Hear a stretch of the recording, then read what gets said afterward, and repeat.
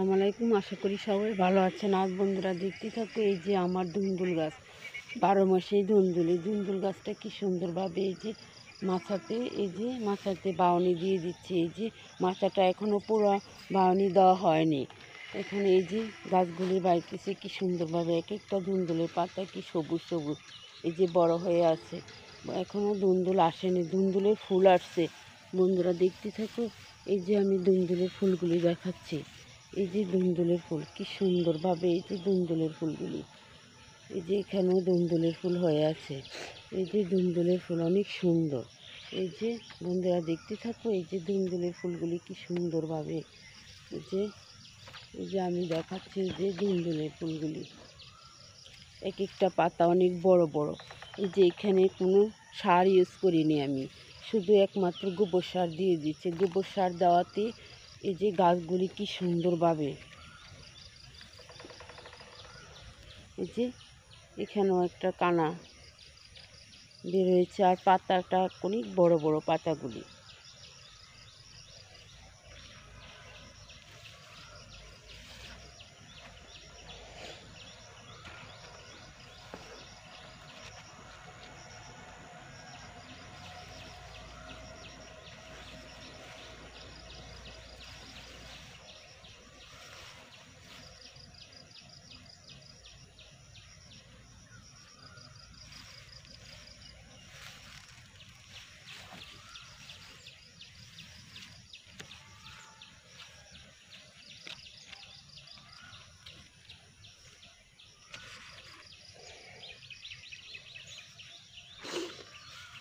এই ধুন্দুল গাছটা একদম পুরাটা মাচায় ভরে যাবে ধুন্দুল। এই যে কি সুন্দর, এই যে বন্ধুরা দেখতে থাকো, এই যে আগাটা কত সুন্দর হয়ে আছে।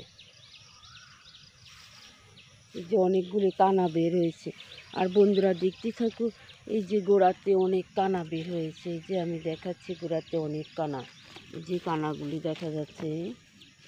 এই যে অনেক শাখা বের হয়েছে, এই যে শাখাটা।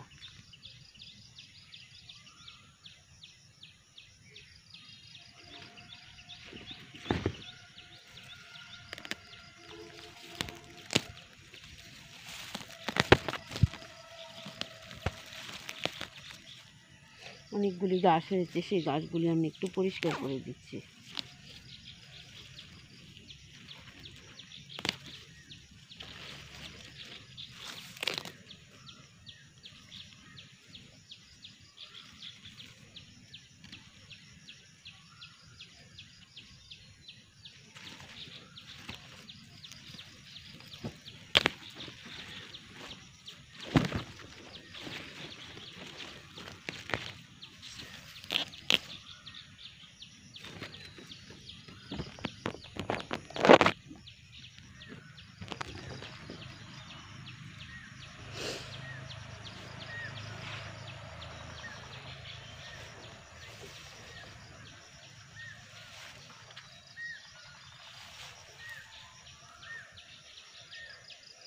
যে আমার ভিডিওটা আপনাদের কাছে যদি ভালো লাগে থাকে, তাহলে একটা সাবস্ক্রাইব, পাশে থাকা বেল বাটনটি বাজিয়ে দিবেন।